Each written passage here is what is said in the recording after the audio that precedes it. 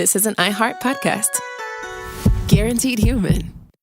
With no fees or minimums on checking accounts, it's no wonder that Capital One Bank Guy is so passionate about banking with Capital One. If he were here, he wouldn't just tell you about no fees or minimums. He'd also tell you about how Capital One cafes are open 7 days a week to assist with your banking needs. Yep, even on weekends. It's pretty much all he talks about, in a good way. What's in your wallet? Terms apply. See CapitalOne.com/bankguy. Capital One N.A., member FDIC.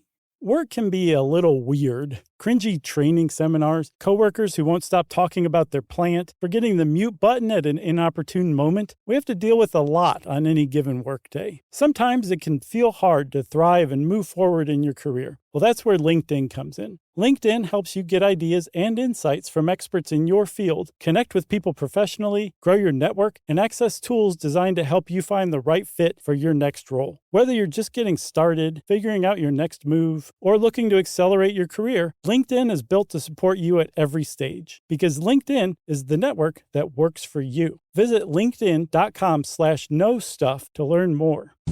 Hey everybody, we've already made our big tour announcement for the year, but this is a little different because we have added a show because Denver sold out. So we have added a second show in Denver. Nice. Yeah, we're going to be there on Wednesday the 27th. We added a show the day before. Same place, Gothic Theater, Englewood, Colorado.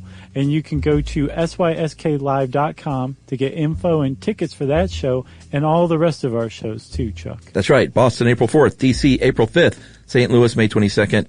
And Cleveland, Ohio, May 23rd. Come out and see us. Welcome to Stuff You Should Know from HowStuffWorks.com.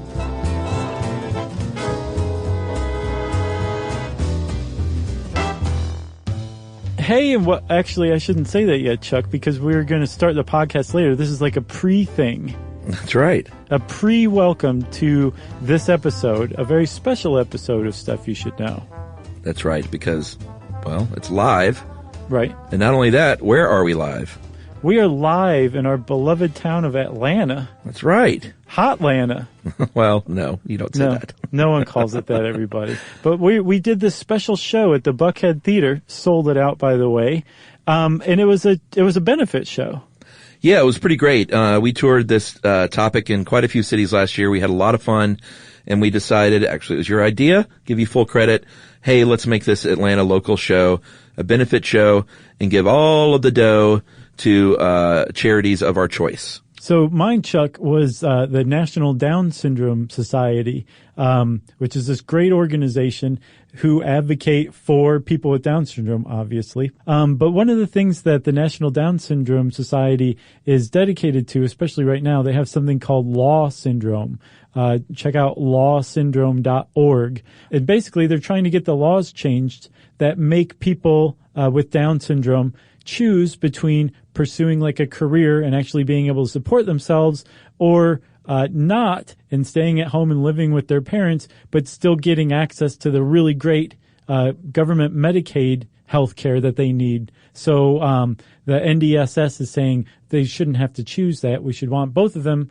Want them to have both of them. So that's their push right now. And you can go to ndss.org, and they have all sorts of ways for you to donate, and you can do that and feel great about yourself. It's great. And they actually sent people from the society to the show, and we met them, and they were wonderful. And what a great place to pick. What a great way to donate your money, people. Yeah. Shout out to Colleen and Kayla for coming to the show. Thank you very much. And for my charity, I picked the Lifeline Animal Project right here in Atlanta. They are a sort of local grassrootsy animal rescue organization. They have a few locations in Atlanta. They're terrific. They have low-cost spay and neuter programs. Obviously, you can adopt, you can volunteer. They're really just great, and they do it all not for fame or glory or money, but because Atlanta has a serious problem with stray pets, and they're just the nicest people. So it's great that you guys are supporting them, and it's a very worthy cause. They are who Emily and I are charitable with every year on our own anyway, and it was great to officially partner with them and be able to combine with our regular donating and write them a big old fat check thanks to Stuff You Should Know listeners. Yeah, so here's the thing. We donated 100% of our proceeds from that show. We twisted every arm involved. How Stuff Works got t-shirts made up. Legendary superfan and friend Aaron Cooper donated his time to design the t-shirts. The people who made the t-shirts donated them for free. All the proceeds from the t-shirts went to National Down Syndrome Society and Lifeline Animal Rescue. So what we're trying to say now is we're releasing this episode, and we are hoping that you, our beloved Stuff You Should Know listeners, will take the time to go make a donation yourself in exchange for this free live episode that we're bringing you. That's right. And if you want to just donate regular style, you can go to lifelineanimal.org. That would be great. But they made it super easy and set up a text donation campaign. So all you have to do is text Lifeline, whatever amount of money. So text Lifeline, $5 to 50155, and you have just donated $5, or however much money you want to donate. It's really, really easy. Right, and you can go to the ndss.org website and you can donate there, and they make it pretty easy on you. I believe both donations to both organizations are tax deductible, so it's got that bonus too. That's right. So one more time for Lifeline, you can text to the number 50155, text the words Lifeline, $, and whatever number you want to donate. Yep, and then that's ndss.org, and away with the show. Hey, and welcome to the podcast. I'm Josh Clark. There's Charles W. Chuck Bryant. Jerry's not here. But we are, with all these beautiful people, live at the Buckhead Theater in our own Atlanta, GA. Good.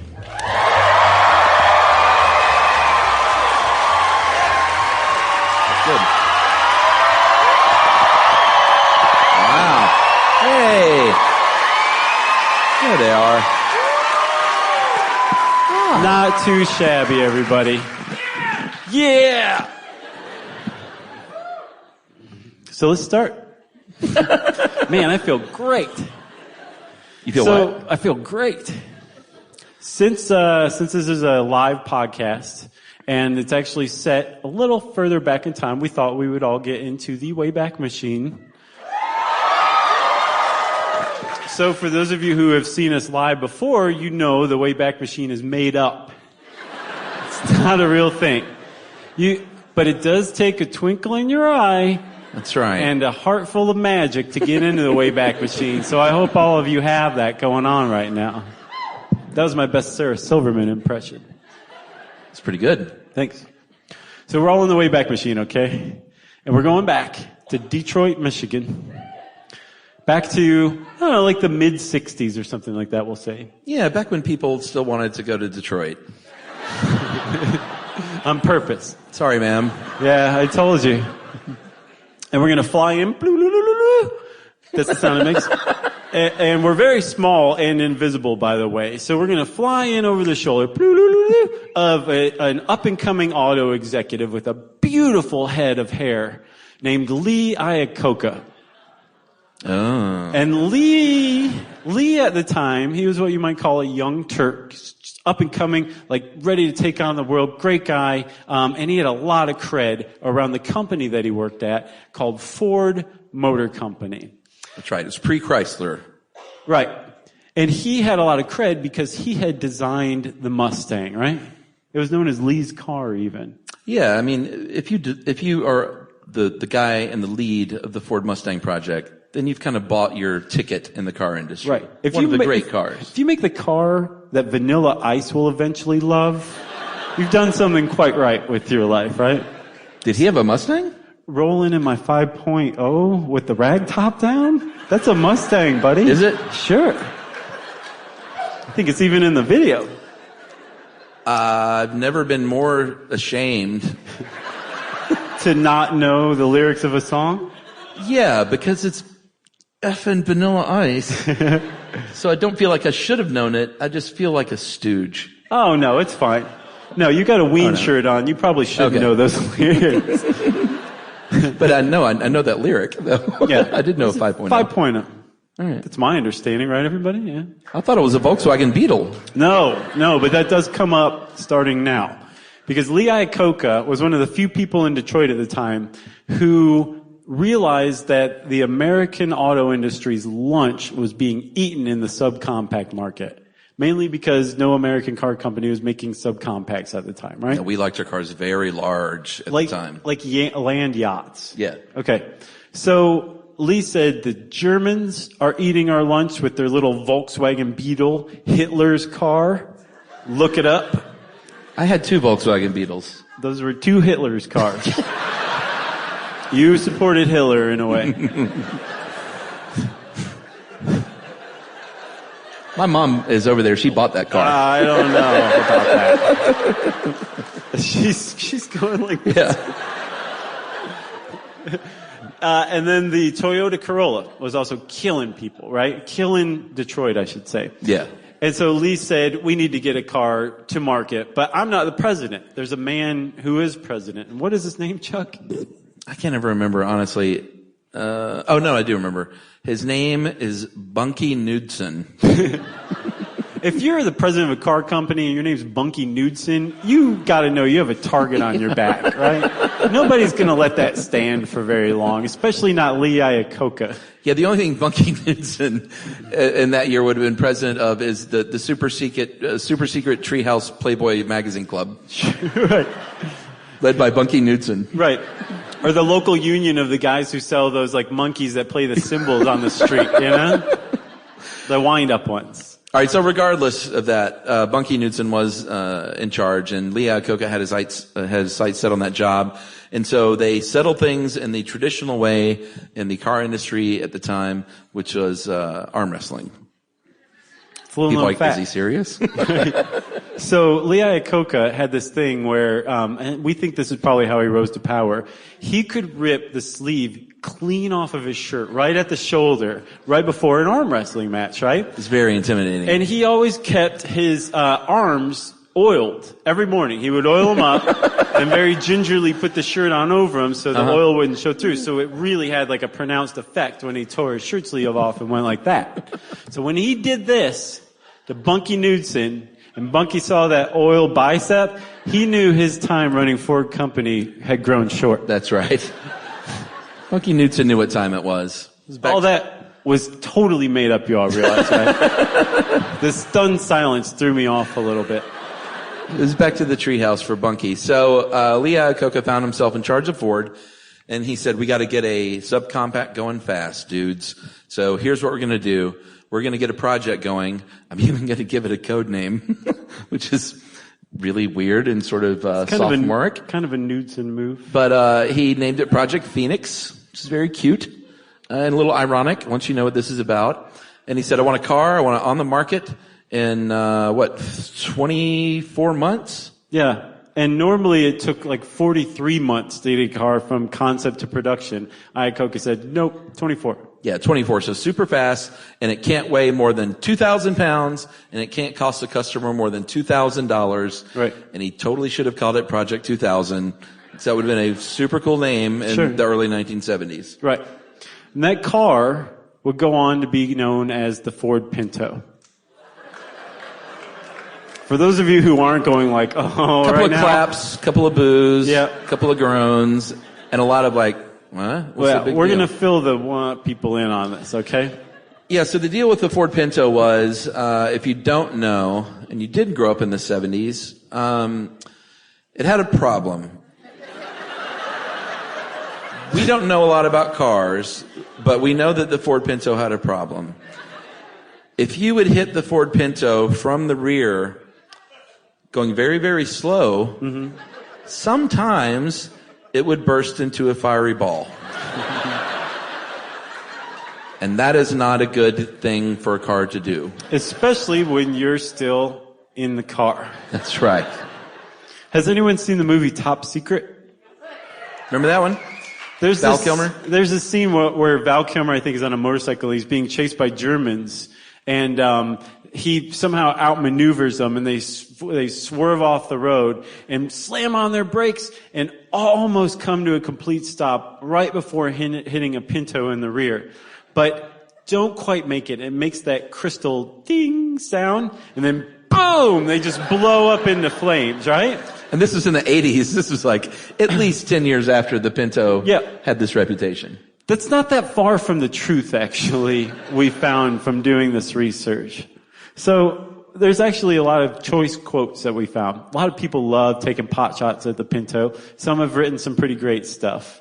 You want to take the first one? Yeah, the first one was from Popular Mechanics magazine, and they said, arguably the most dangerous fuel tank of all time was a rear-mounted vessel installed on the 71 through 76 Ford Pinto. It's possibly the best example of what happens when poor engineering meets corporate negligence. Good quote. I got one. There's this guy named Dr. Leslie Ball. He was the chief safety officer for NASA's manned space program. So this guy knew safety, right?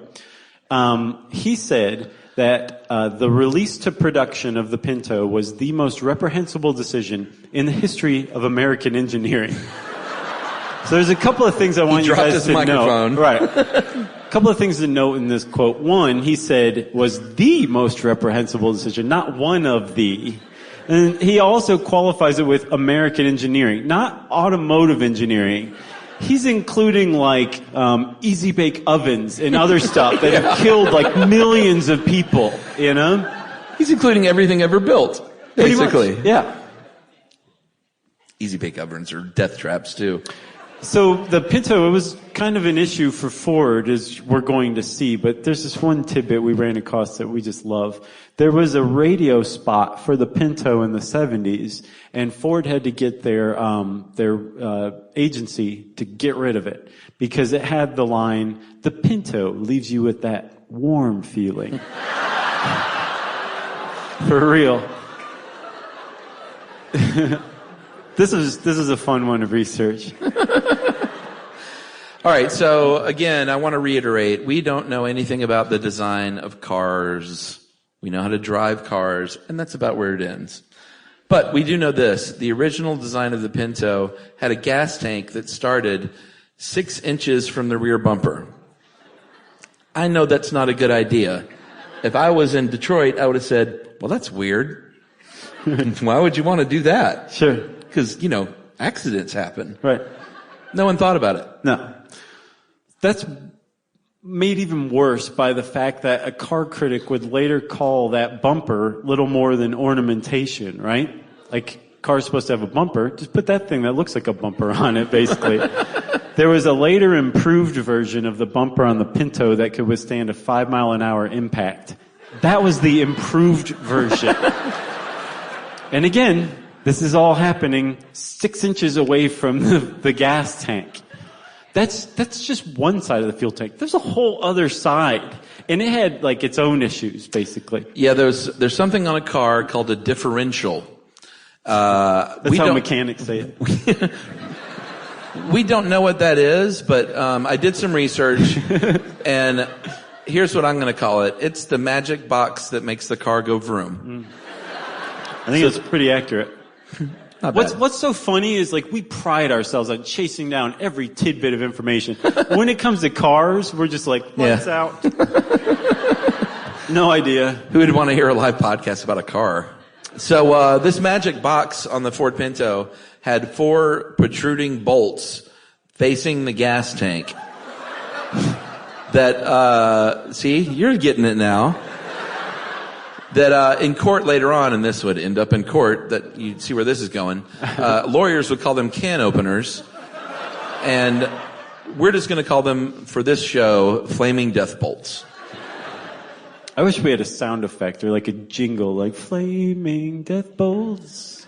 And we should totally trademark flaming death bolts. I think so too, or at least that's a band name. I think we should at least call it out as that. Oh, right? You hear that? Are the flaming death bolts behind us? Right, they came out. We're here on the wrong night. So, like I said, there's a lot of good quotes out there, but probably the best of them, the best, came from this journalist named Mark Dowie, who figures big time into the story. And he probably got across the problem with the Pinto better than anybody. And if I may? Please. Okay. Mark Dowie said, If you ran into a Pinto you were following at over 30 miles an hour, the rear end of the car would buckle like an accordion right up to the back seat. And the tube leading to the gas tank cap would be ripped away from the tank itself, and gas would immediately begin sloshing onto the road around the car, right? The buckled gas tank would be jammed up against the differential housing, which contained 4 sharp protruding bolts likely to gash holes in the tank and spill still more gas. Now all you need is a spark from a cigarette, and this is me interjecting here. This is the 70s, so every single person in every single car was smoking every single second of every moment they were driving. There right? are 4 lit cigarettes in every car at all times, with the windows up. Barring that, you could also get it from the ignition or scraping metal, and both cars would be engulfed in flames. If you gave that Pinto a really good whack, say at 40 miles per hour, chances are excellent that its doors would jam, and you would have to stand by and watch its trapped passengers burn to death. That's not me saying this. Your additional, what do you call that? Pantomiming, acting, It's in the pantomime tradition, that's fantastic. Thank you. Reading Rainbow with Josh. Give LeVar Burton a run for his money. All right, so there was one 30-mile-per-hour crash test with the Pinto that found that all 13 gallons spilled out in less than 60 seconds. So we all drive here in Atlanta, and you all pump gas. You know how fast, when you're pumping gas, it's coming out, and you're like, oh my God, that's so fast. It all won't the gas hold. is coming out. It's so fast. You can't pump a tank of gas in 60 seconds. So the Pinto is spilling gas faster than you can pump gas. Think about that next time you go to the gas station. Yeah. Thank God I'm not driving an early 1970s Pinto. So the weird thing is this. Despite the Pinto's reputation, whether it's from top secret or you learned about it from your older brother, who knows where you heard it from, but most people I would even say, know of the Pinto as a flaming death trap. It turns out, in retrospect, the Pinto was really not much worse than any other car in its class at the time. Which is not to say that the Pinto wasn't a flaming death trap, but instead all cars were flaming death traps at the time. The idea of being safe if you got into a crash was totally lost on Detroit at the time. It wasn't a thing. So we wondered, okay, well, how did the Pinto actually get this reputation? And to answer that question, we have to go to the great periodical room in the sky. And we have to go back to the 19... We all have to die? No, that's the great part about it. You can go there alive. Oh. Usually when you say the great thing in the sky, that means you're totally dead. It's just in the sky. Okay. All right, great. We're going to the great periodical in the sky. Right, and we're all living. All right. It's great. We're going to go back to the 1977 section, and we're going to find the 1977 year for Mother Jones Magazine. Has anyone ever heard of Mother Jones Magazine? It's still around today. Still around. One might characterize it as slightly left of center, maybe. And it was very much the same back in the day. Yeah. And in this September-October 1977 issue of Mother Jones Magazine, there was an article by Mark Dowie. That's right. It's called Pinto Madness. You can still read this article today. It was one of the main sources we used. It's a great deep dive if you want to read some more stuff about the Pinto. But Mark Dowie was the quote you read earlier, and he was a journalist there at the time. And this is one reason this is also the 70s. When they released this article in a print magazine, they had a press conference about it, which is adorable when you think about it. Especially through today's lens. So they even traveled. They went to Washington, D.C. from San Francisco, held a big press conference there on Capitol Hill about a magazine article, and they invited Ralph Nader to attend, which, yeah. Yeah, woo Ralph Nader. If you don't know who Ralph Nader is, he is a great American. He was a consumer crusader who cared really about one thing in life, and that is making sure that corporations didn't screw you over, and they kept you safe, and it's not like he got rich doing it. Ralph Nader was a great, great dude. Right. He lived like a hermit. to show that he wasn't being influenced by one side or the other. He had like a mattress on the floor of like a studio apartment. I think he had a hot plate that he lived with. Ironically, that's very dangerous. Now that I think about it. It was like probably one of the safer hot plates, but yeah. I bet it was the best hot plate on the market. Sure. For sure. You would think so, but he bought it with his own money. He did. So anyway, Ralph Nader was there. They got everyone together, and they had this big press conference in Washington, D.C., and Dowie starts to poke around a little bit and do a little more research for this article and say, I need to go to these, I need to go to the DOT, I need to go, what was the other one called? The NHTSA. What does that stand for? The National Highway Transportation Safety Administration. Correct. It's a mouthful. Very good. It's a lot of common words, but when you put them together like that, it's tough. So he went and started doing some investigating, and he found out that Ford had been carrying out, they've been carrying out crash tests in secret. And when you're carrying out crash tests in secret, that's probably not a good thing. Right. It means that you didn't get the results you were hoping for. So you suppressed the results. You had all the scientists murdered. Lee Iacocca totally did. He's like, you see that? Sure. He probably was like, go to sleep forever. But that was just to get the ball rolling. He had goons kill the rest of them. Oh, sure.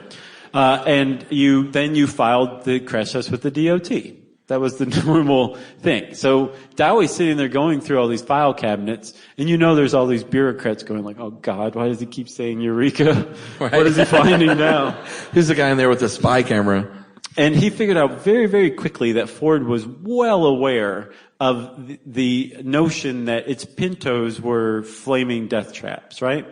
And from those 40 crash tests, he found that 11 of them, and this is really important, 11 of those crash tests had been carried out before the Pinto, the first one, had ever rolled off of the production line, right? He found in these crash tests that every single one of those 40 crash tests, if it was a Pinto that had not been altered, meaning it was the same one that you would buy at like the dealership, they lost gas at an impact of 20 miles an hour or over. Not very good, right? No, not good at all. So 3 of these cars passed the test, and all 3 of them had been tweaked for safety. Like, these aren't the ones that you would end up buying. They changed 3 of them, and they all 3 passed, yet they still didn't use it. And here are the 3 things they did. One was a plastic baffle, little square of plastic that cost $1, and it weighed 1 pound, and it went between the flaming death bolts and the gas tank. Solved the problem. Pretty sensible. Did not use it. Because remember, 2,000 pounds, $2,000, which I don't know what that is today. It's 2,000 pounds and $12,000. $12,000. The pounds didn't change? No. Okay. Gravity has remained relatively the same. The other thing they did, and this ostensibly was a little heavier, they put a metal plate to reinforce that ornamental bumper. In other words, they gave it a bumper. And that worked. And then the final thing they did was I think they lined was it the inside or the outside of the gas tank? The inside of the gas tank. Yeah, the inside of the gas tank with a rubber bladder, and that worked. But no one likes saying the word bladder at Ford, let's be honest. Like, it's too gross. It works, but it's grody, so we're getting rid of that one. The point is they had 3 solutions before the Ford was being rolled off the line, and they chose to ignore all 3 of them. Right. Big point here, right? And in addition to this 2,000 pound, $2,000 limitation that Iacocca imposed, that radically shortened timeline also created a climate where really, really dangerous engineering decisions were being made, right? Normally when you make a car, you sketch it out, somebody makes a model of it, some dude works it in clay, you run it into a couple of walls or something like that. You all high five. You figure out how many cigarette lighters are gonna go into it. There's a lot of thought put into it. And then once all this stuff, this pre-production stuff, is done and you know what the car is gonna look like, then you begin this process called tooling. And tooling is where you make the machines that are going to make the car that you're manufacturing, right? With the Pinto, they didn't do that. They started designing the car, and at about the same time, they started making the machines that were going to make that car before they even knew ultimately what the final design was going to be. So by the time they figured out that they had a really dangerous fuel tank on their hands, it was too late. The tooling was underway. $200 million worth of machines had been made, and Ford said, Yeah. So when they discovered this, we have a couple of quotes here from actual engineers that worked there at the time. And they said, did anyone go to Lee Iacocca and say, hey, we have a problem on our hands with this gas tank? And this one engineer from the Mother Jones article said, hell no. But it was like 1977, so he didn't say it like that. How do you? He went like, hell no. Right? In my mind, he went, hell no. Hell no. That person would have been fired. Safety wasn't a popular subject around Ford in those days. And with Lee, it was taboo. Or taboo, like if you're a normal person. If you talk normally.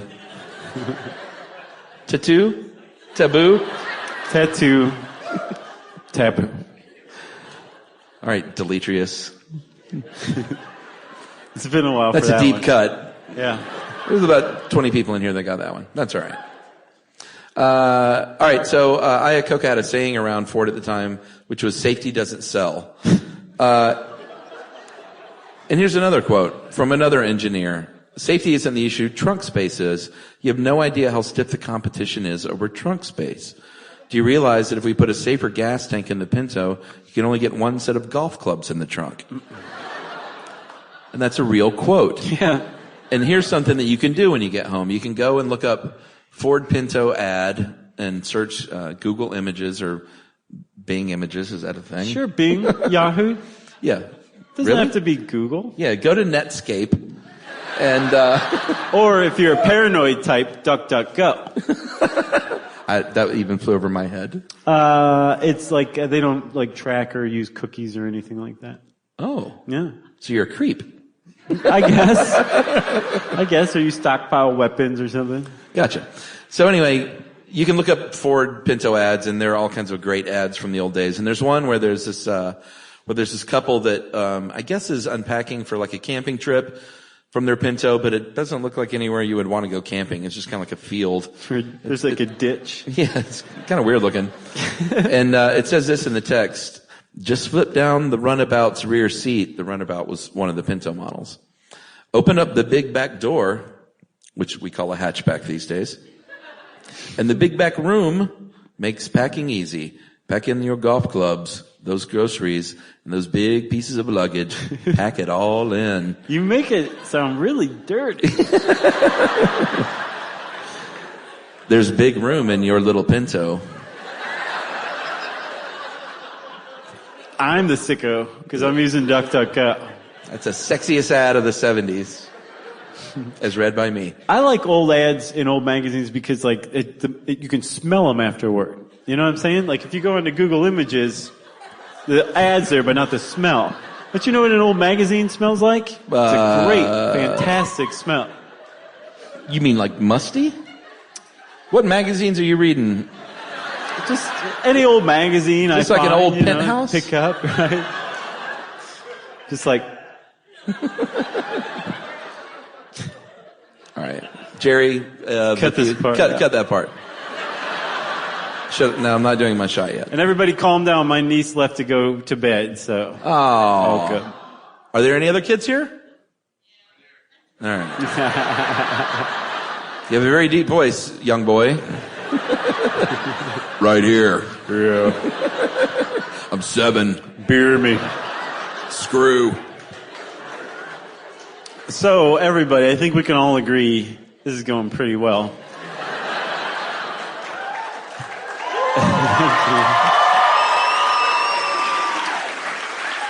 You're not going to like this. That means that we need to put an ad break in here. Calm down. We'll be right back right after these messages. All right, Chuck, we're over here listening, and we're doing great, frankly. This is going really well. Agreed. So before we go to ad break, everyone, we just want to say, here's a quick reminder. go to ndss.org to donate to the National Down Syndrome Society. And Chuck, what's the number for Lifeline? You can text to the number 50155, text the word Lifeline, $, and whatever amount you want to give. All right. And now a word from our sponsor. Learning stuff with Joshua and Charles. Stuff you should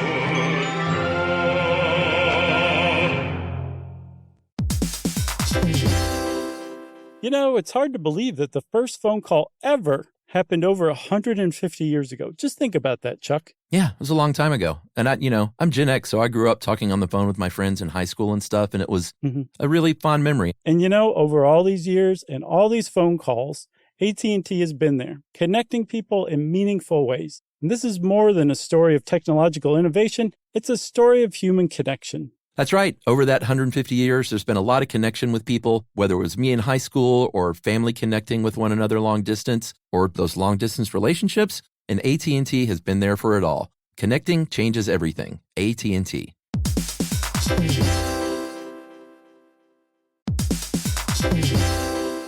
Hey everybody, we're here to talk to you about Wayfair, who believes that spaces should be functional, they should be comfortable, they should be well-designed, and they can be well-designed by you with their help. Your updated space should feel more comfortable, inviting, and practical for everyday use. And we're talking about outdoor seating. We're talking about grills. We're talking about major appliances. If you need storage solutions, Wayfair can help you out. Patio lighting, rugs, decor. It is your one-stop shop for home. Yeah. It's getting nice out, so it's time to think about living outdoors for the next few months. And Wayfair knows that outdoor furniture, it's heavy, it's intimidating to assemble. So Wayfair has stepped in and said, we're going to handle the hard part so you don't have to. That's right. You can shop Wayfair Verified, your shortcut to the good stuff. And that means their team of product specialists are going to vet everything by hand using a 10-point inspection, testing things like, quality materials, functionality, and features, and even how long it takes to build that piece of furniture. And the overall experience save time, reduce hassle, and improved convenience. Patio season is here, and these deals won't last. So head to wayfair.com right now to get your outdoor space ready for way less. That's WAYFAIR.com.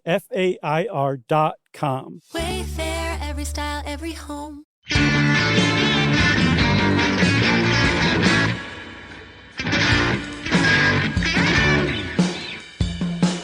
Hey everybody, we're back.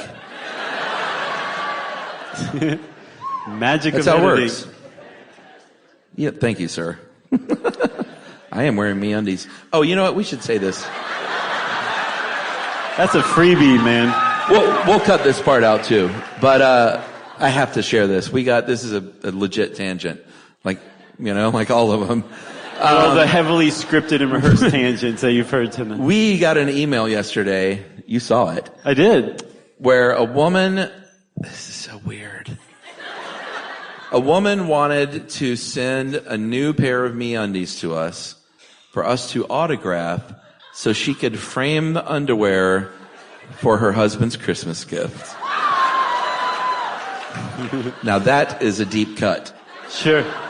That's a true fan. At least she wasn't and you wear them first. Yeah. Each of you pass it off to the other one, and then mail them back to me. But both of those were like, oh yeah, send them in. Right. Totally do that. I sent the She email. would have smelled like an old magazine. Right when she got that in the mail. Oh. Chuck. I said, I didn't, what, guys? What? Why would you do that? No one else saw that. Yeah, we should probably edit this part out too, Jerry. this guy right here. So, I sent that email to our head of sales though, and he was just so delighted. He was like, oh, I can't wait to send this to MeUndies. You're autographing underwear. They're not going to believe it. That's like David Lee Roth level. Except we're autographing MeUndies for a fan.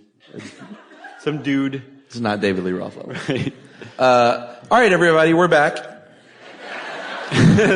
Good thinking. Sure. I should probably do it again though, because you just said that. Right, okay, yeah. Hey, everybody, we're back. I think I just stepped on you. Do it again. And stop laughing, everybody. We need it clean. I said stop laughing. Hey, everybody, we're back. Thanks for hanging there. Thank you. That was a really long ad I don't break. even know where we were now. I got it. You ready?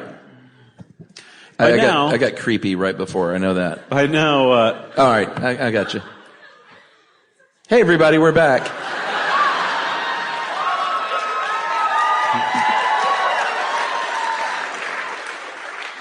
Everyone's going to be like, what the hell happened in Atlanta? That's good enough. We're leaving that in. All right.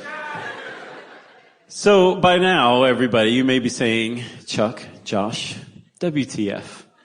How could this possibly be going on? How could Ford be doing this kind of stuff?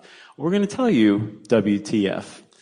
It turns out that back in the 60s, the American auto industry was like the last great unregulated industry in the entire country. And the reason why was because most Americans considered the auto industry the backbone of the American economy, right?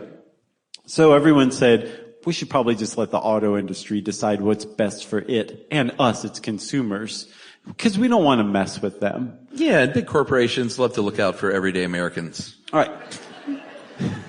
But at the time, there was a fatality rate, aka a death rate, on America's highways reaching 50,000 people a year.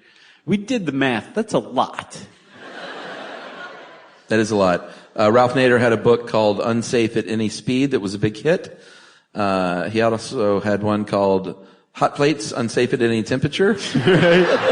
So didn't sell quite as well. Has anyone actually read Unsafe at Any Speed? Don't feel bad. We haven't either. Okay, good. Yeah. So he released this book in 1965, and it was basically like a chapter by chapter, really wonky, detailed description of how your car was ready and willing to murder you, right? Not kill you, murder you. Yeah. Intentional. So there were like chapters on like the steering column. It's going to impale you. Or that dashboard, it ain't padded and your head's going to open up like a ripe cantaloupe when it comes in contact with it, right? That was the name of the chapter, I think. Yeah. And the reason that this would happen for both instances is because there's no such thing as seatbelts, right? So he goes to the trouble. Now, there were seatbelts. It was your mom doing that. Right. And that's how you knew like a really dedicated mom in the 60s, because she was missing an arm.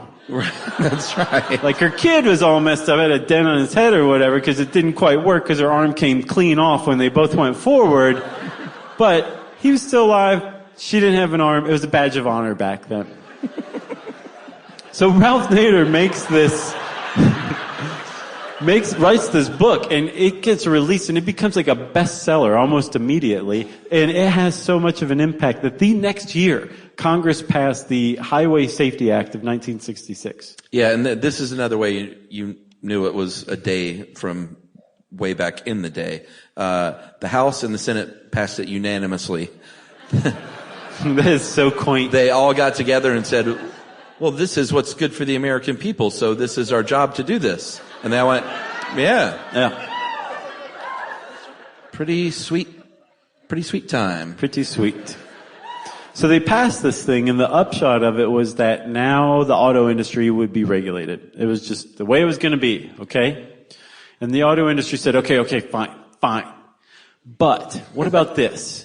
Why don't we agree to use something called a cost-benefit analysis to decide if we actually undertake any regulations you propose? Deal? And the DOT and NHTSA was like, well, I don't know. And the auto industry went like that. And the DOT was like, all right, fine. We don't want to arm wrestle over this one. Fine. Cost-benefit analysis for everybody. Yeah, so if you don't know what a cost-benefit analysis is, we call it the cruelest of all analyses, because it's basically just a math problem. You plug in numbers and you say, I plug in this, is it worth it to do this? Right. Which works great in a lot of circumstances if you're talking about, I don't know, like what's a good example? Or like if you're trying to figure out whether to go with tire distributor A or tire distributor B. Kind of easy, right? Exactly. But if you're talking about replacing a fuel tank because it's killing people, it gets a little sticky because one of the inputs on those math problems has to be the value of a human life. There's no getting around it. No way around it, right? So the NHTSA said, well, I guess we should go ahead and figure out how to quantify a human life. They all went home and like kissed their children. And they came back to work. And what they came up with, they actually did it. There was a 1972 document that said, everybody, this is the value of a human life. We figured it out. It's $200,725. And what they did was Someone they just figured, went, woo! Yeah. Really? I thought mine was half that. So what they did was they figured out the average lifespan, or the average age, I guess, of a person who dies in a car wreck, and then subtracted it from the average lifespan of the Americans at the time in the Iraq, such as, and they came up with 37 years. Most people who die in a car wreck would have lived 37 more years. And then they said, well, how much would those people make in that time? And they said, well, $200,725. The problem with this is that it really, what they calculated was the cost to society in lost productivity. If it's just wages, right? They didn't take into account some very important stuff like the value that the individual places on his or her own life, or whether their family wants them to come home after a car wreck. Stuff like that. But they came up with this dollar amount and they said, there, we'll get better at it over time, but here's what it is. And it's a primitive stab. Exactly. Again, the cruelest of all analyses. So Mark Dowie is sorting through all the file cabinets at the DOT and the National Highway Transportation Safety Administration. It's no faster to say it abbreviated either. I know. I would just mess it up though. So he's sorting through all this stuff. He's going through file cabinets. Everyone's worried. And he comes across a document, a memo called Fatalities Associated with Crash-Induced Fuel Leakage and Fires. And over the years, people come to think like, this is the smoking gun. This was Pinto. It was about Pinto fires from getting hit in the rear. And that's what it is. It really wasn't that. What it was about all cars in the United States and whether they caught on fire when they rolled over. However, the one damning thing in this memo was that Ford used that number, well, almost that number, to quantify the value of a human life. But Ford rounded down. They rounded down the value of a human life. Just, to make the math easier. Yeah, they made it $200,000. They cut off the $725. Just made it a straight up $200K. Right. So they estimated like 180 fatalities and 180 injuries in car fires, post-collision car fires every year in the U.S. And they said, well, that would cost society $49 million in lost productivity.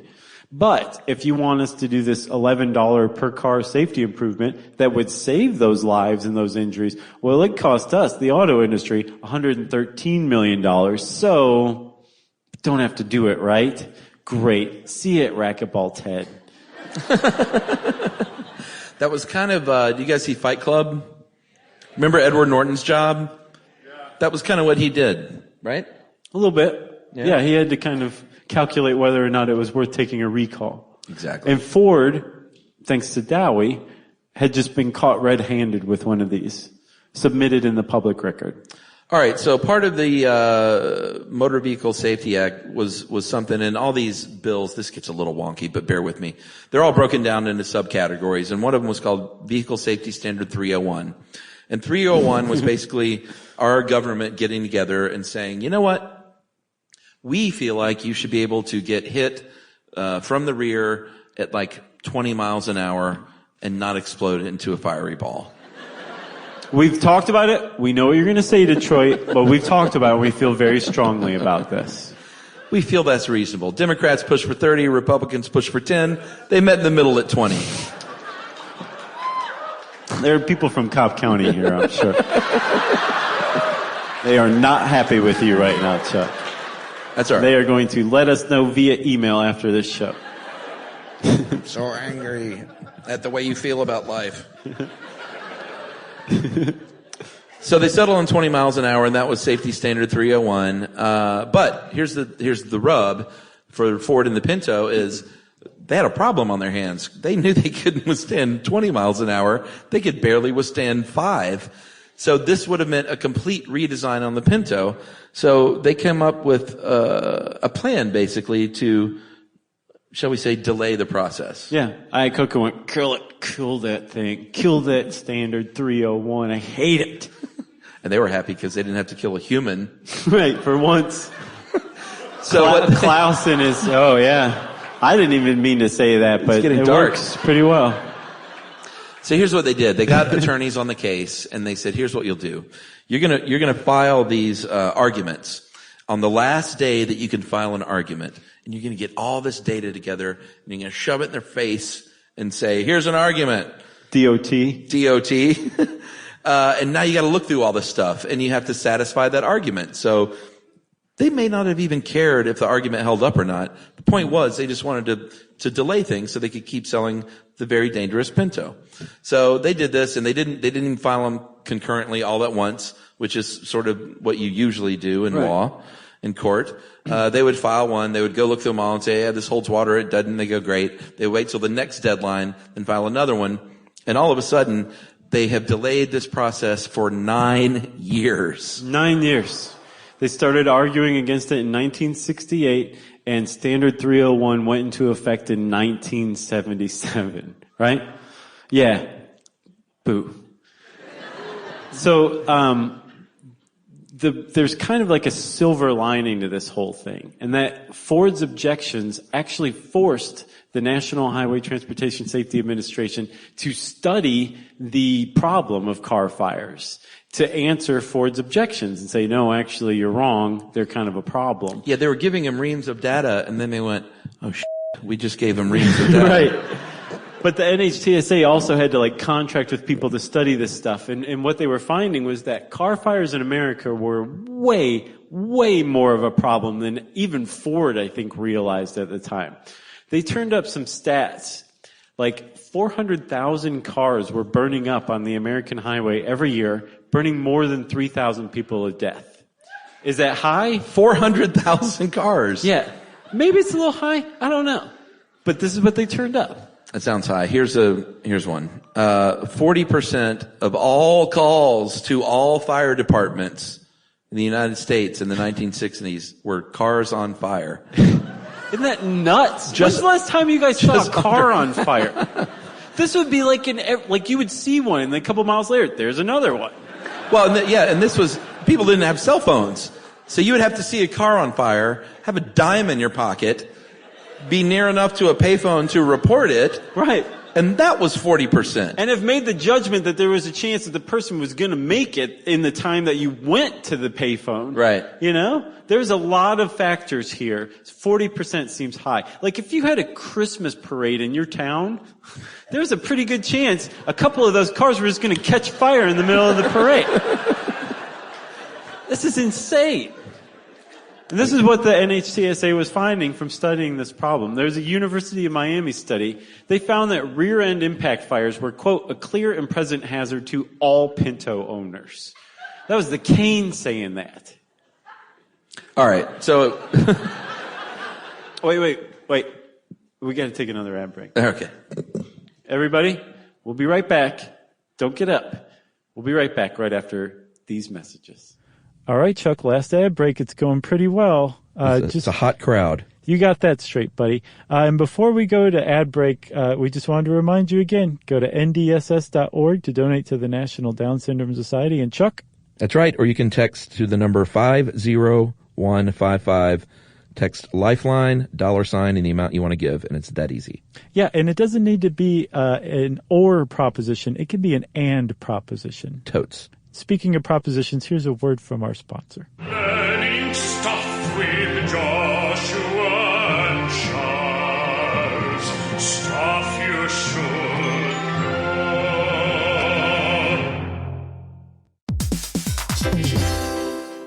know. It's hard to believe that the first phone call ever happened over 150 years ago. Just think about that, Chuck. Yeah, it was a long time ago. And I'm Gen X, so I grew up talking on the phone with my friends in high school and stuff, and it was a really fond memory. And over all these years and all these phone calls, AT&T has been there, connecting people in meaningful ways. And this is more than a story of technological innovation. It's a story of human connection. That's right. Over that 150 years, there's been a lot of connection with people, whether it was me in high school or family connecting with one another long distance or those long distance relationships, and AT&T has been there for it all. Connecting changes everything. AT&T.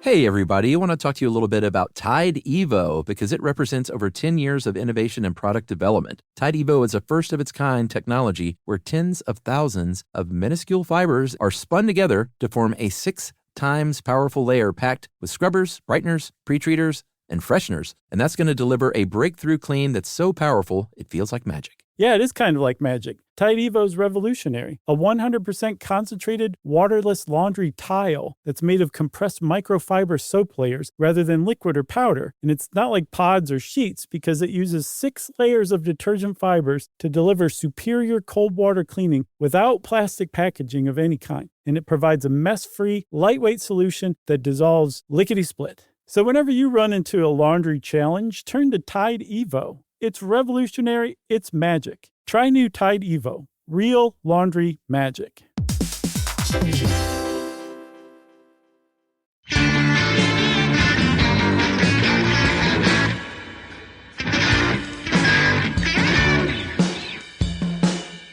Hey, everybody, we're back. It's a lot better live, huh? They get it now. So the original draft of the Motor Vehicle Safety Act had a part that provided, it was very controversial, it provided for criminal sanctions against executives of auto companies.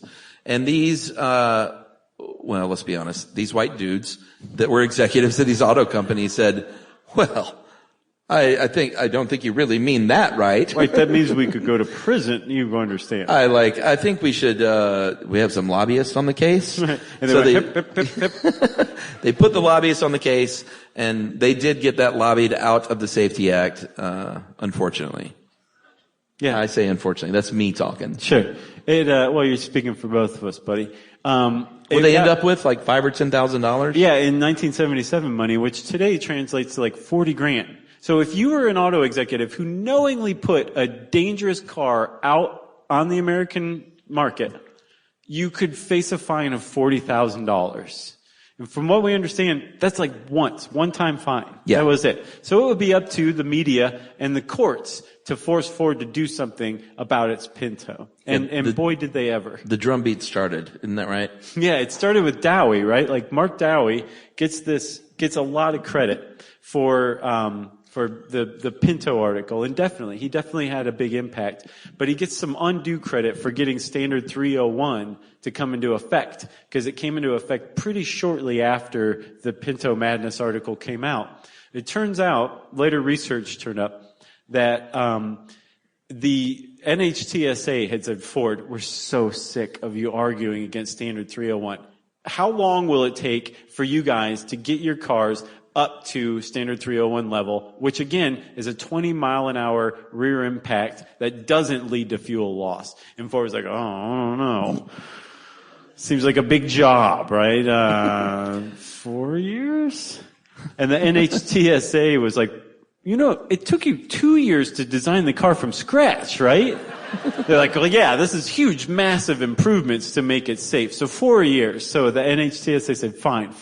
In 1977, it'll come into effect. So it was just coincidence. But Dowie's article did have a big impact in the way of like shaping public opinion. Yeah, for sure. So what happens is there's starting to be some lawsuits. People that are getting burned alive in Pintos and other cars say, well, maybe we could sue somebody. And is that a duck quacking? Is there a duck in the house? Well, okay, let's get back on track.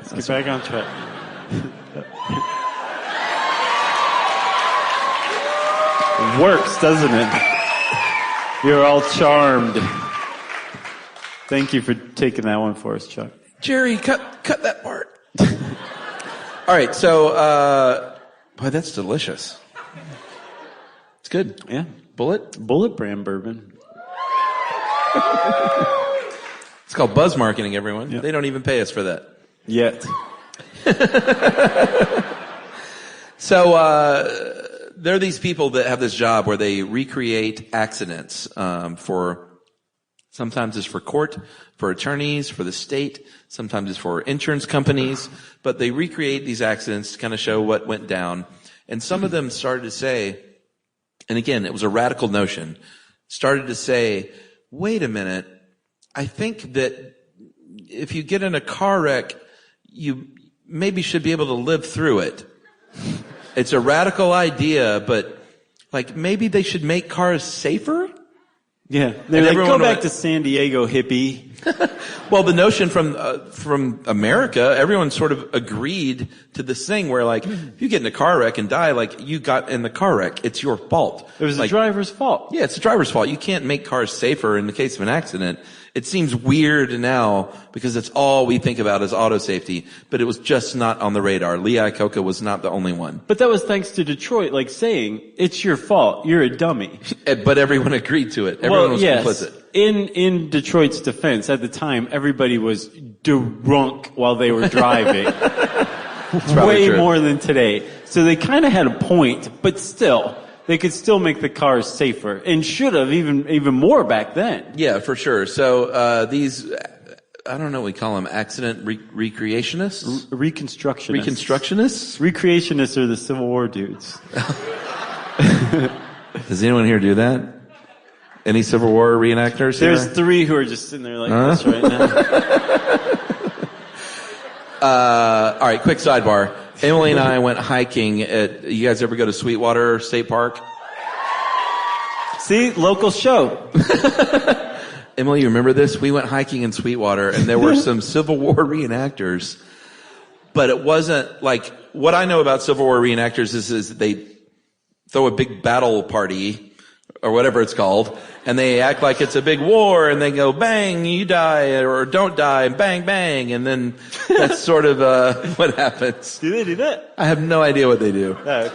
But it's a big show, like on a field, like I went to one when I was a kid. I remember that. But these dudes were just hanging out in the woods at Sweetwater State Park. They were like, they had a fire going, and it was like 3 or 4 people. It was a couple of dudes and a couple of ladies in their outfits, and they were cooking, like, I guess like a squirrel on a spit. That's Huckabee style. It was no organized thing. And when I was just hiking by, it was like a year ago, I was like, well, that's weird. Or did you guys just like back slowly into the woods? I did. Like, don't make eye contact. I guess I approved because it wasn't war, so that's kind of cool. It was no, they were prepping for war, so. Oh, okay. They were gathering their strength from squirrels, apparently. Loading their muskets. To go feign war. Very strange. Don't go to Sweetwater's, by the way. Don't go there. No? Not after that. Oh, okay. I didn't know if there's something else. Like there's a lot of abandoned tires in the ravine or something. All right, so where are we? Jared, cut that whole story. I don't know. I think it was a good story. I think we should keep it, Jerry.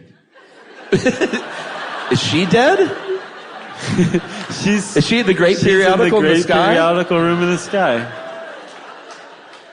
All right, so these recreationists, that's where I was, are saying, maybe you should sue the car company?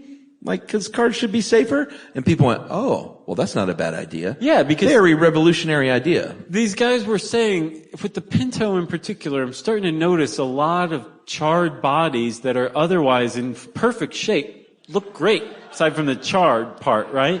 Like they don't have any contusions, they don't have any broken bones, so like these accidents are happening at really low speed. Maybe it's actually a design flaw with Ford. And so the lawyers were like, that sounds great. And they started circling the courthouses like the flying monkeys in the Wizard of Oz and dropping lawsuits down onto Ford's head. And at first Ford was like, bring it. We're Ford. You know, juries are made up of like upstanding registered voters, right? We're going to be just fine. And Ford won a couple at first, and then they started losing them. And Ford was still kind of like, we're still taking the jury trial on. But the whole thing turned on this one trial in 1977 in Orange County, California. And Ford lost big time, actually, in a Pinto case. Yeah, they lost, and this was in 77, they lost $125 million in damages to a boy named, he was 13 years old. Richard Grimshaw was It was very sad. He's burned very badly, and the driver of the car died. And $125 million back, I mean, it's a lot of money now, but back then, it's a ton of money. Yep. And it's what they call, you've heard of like a symbolic award where they'll just hit a company with a ton of money, and it later gets reduced, but all they care about is that the media knows that they got hit with this ton of money. Right. That was sort of the case here. It got reduced to what, $3.5 million. Which is that's still pretty Yes, substantial. still a lot of money back then, of course. But that initial figure like really made a point and sent shockwaves through the auto industry. Yeah. And so Ford changed its tactics. They're like, okay, well, maybe we'll start settling. And we got another quote, and Chuck reads it way better than me. So if you don't mind. Yeah, this was an attorney for Ford, and I'll read it in the voice of Lionel Hutz of The Simpsons. The great Phil Hartman. Here we go. We'll never go to a jury again, not in a fire case. Juries are just too sentimental. They see those charred remains and forget the evidence. No, sir, we'll settle. Thanks for that. That is he wasn't overheard saying that. Right. A TV reporter stuck a microphone in his face, and he said that. Right. That was his quote that he gave. Like Amazon Alexa didn't overhear him saying that to his wife at home later. Right? Exactly. So Ford was like, okay, kill that guy, that lawyer. Lee and Iacocca. We're going to start settling. And so they did start settling. There's some benefits to settling. Well, there's some drawbacks too. One is that it tells the entire world that you know your case is terrible. But it says, well, there's going to be lower payouts to the lawyers, and there's going to be lower payouts to the defendants.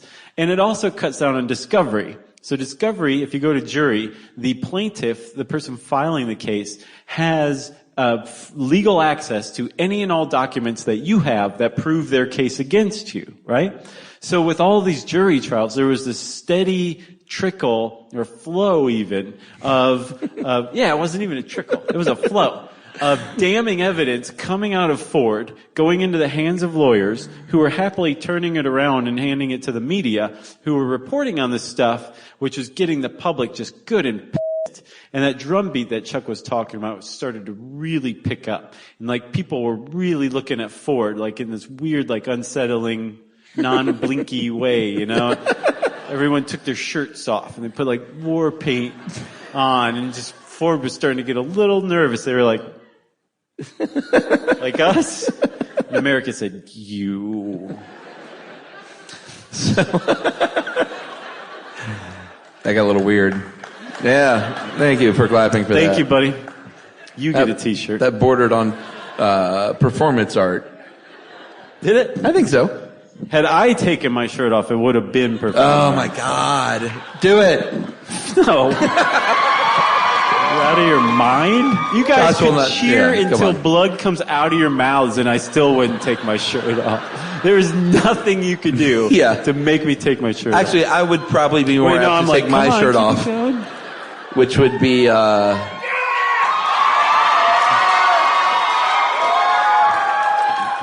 That does feel good, though. Now we've reached David Lee Roth level. I wish I had another shot. Oh, my God. All right. That's not shy. That's just having common values. Not taking your shirt off in public when people tell you to.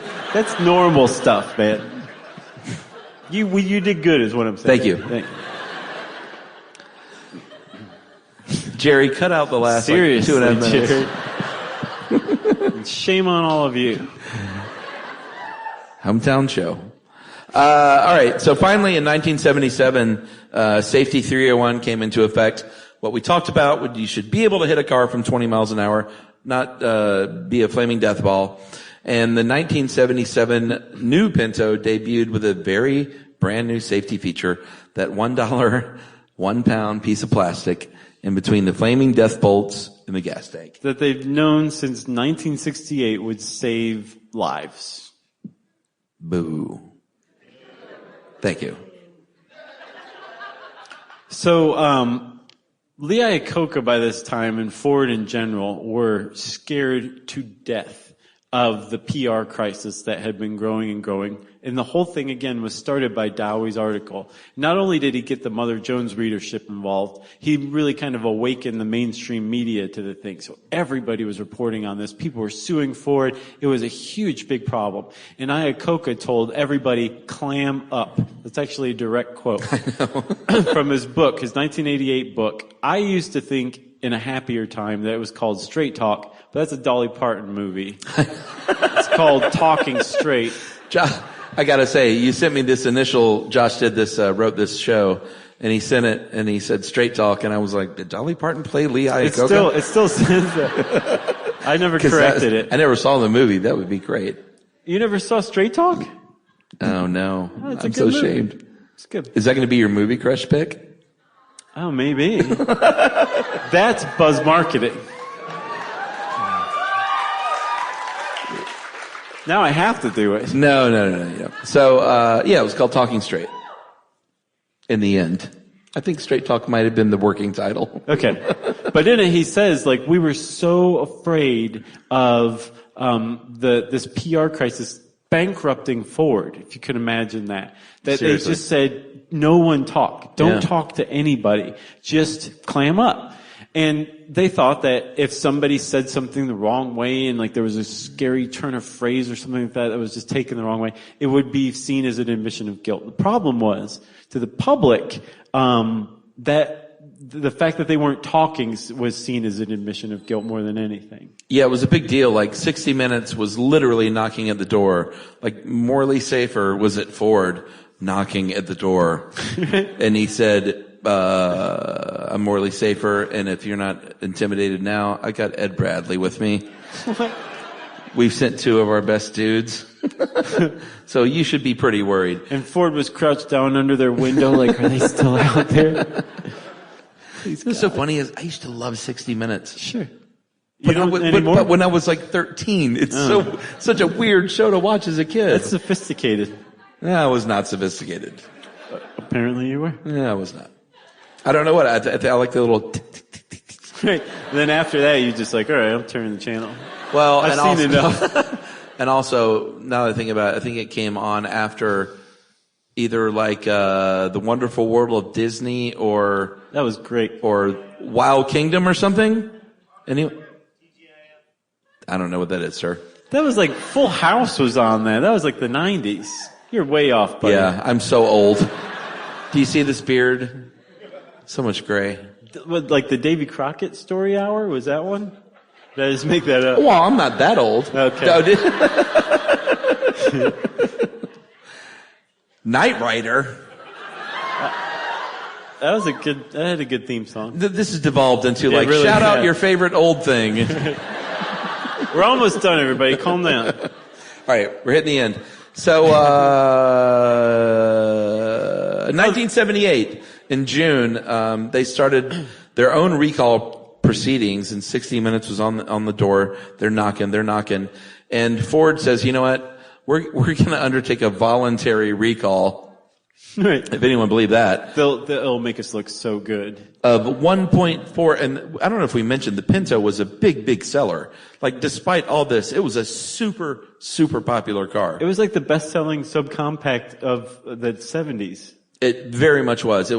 It's Winona Ryder's car in Stranger Things 2. Oh, yeah? Haven't seen it. Right? I don't know, was it her car in Stranger Things 1? I don't remember, but they feature the Pinto in Stranger Things 2. Knight Rider. Spoiler, thanks a lot. Right. Now I know what car she drives.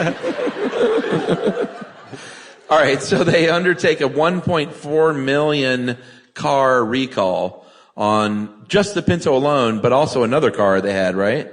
The Mercury Bobcat. Right. Which was its like more luxurious but equally deadly twin. And we're not quite sure like what made it so luxurious. I have no idea. Maybe it had like an onboard like blow dryer brush to like feather your hair with while you were going home.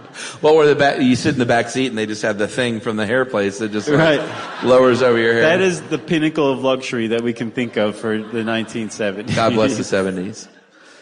All right. The bad news is, though, and this is very sad, stop laughing. Between the time Ford decided to undergo that recall in June and the time it told consumers, like internally, they said, all right, June, we'll do this. September, we announced it to the public.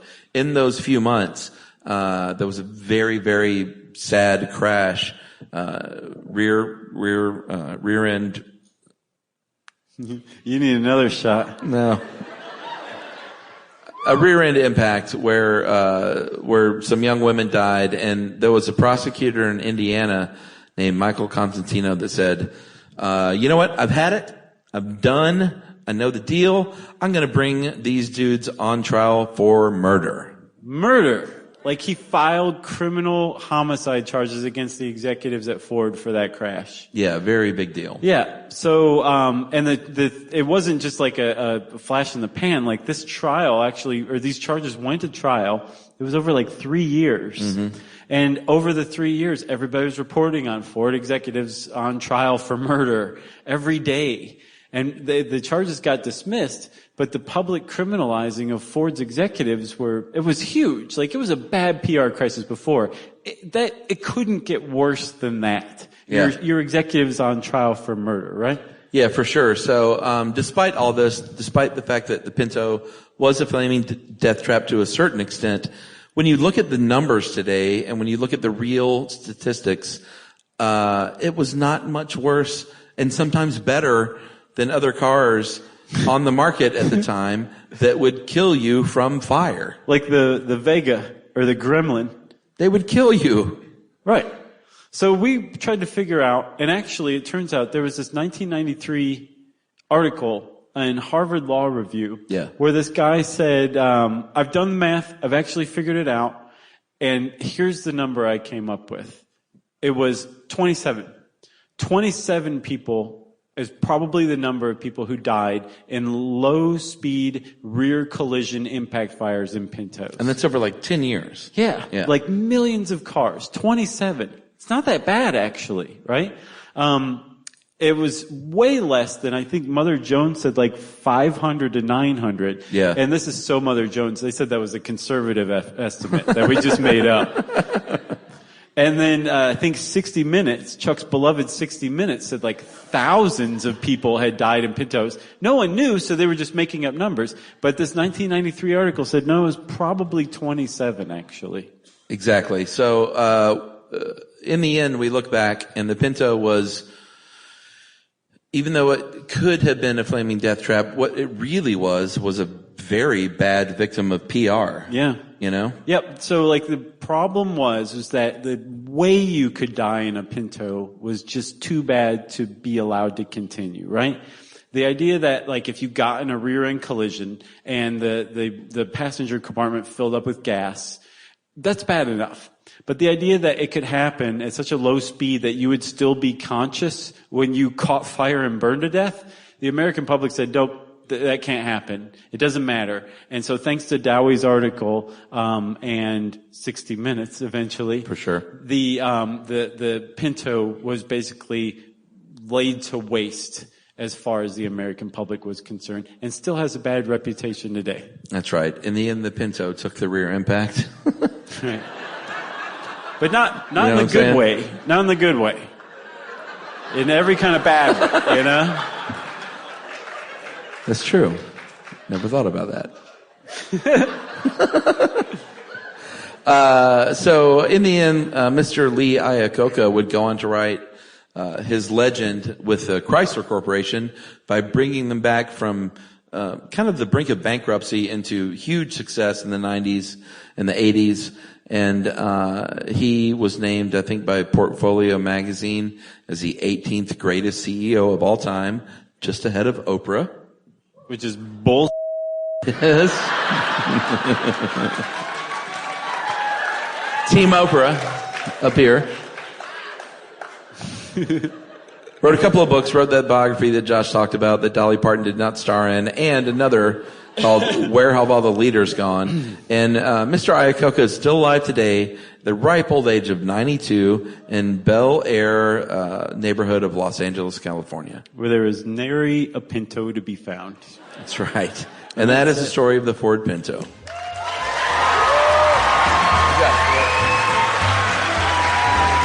Thanks. Well, that went pretty well, Chuck. Yeah. If you want to get in touch with us for any reason, you can tweet to us at SYSK Podcast. I'm at Josh Clark, and I also have a website called AreYouSeriousClark.com. Chuck's on Facebook at Charles W. Chuck Bryant or at Stuff You Should Know. You can email us and Jerry to stuffpodcast@howstuffworks.com. And as always, join us at our home on the web, stuffyoushouldknow.com. For more on this and thousands of other topics, visit howstuffworks.com.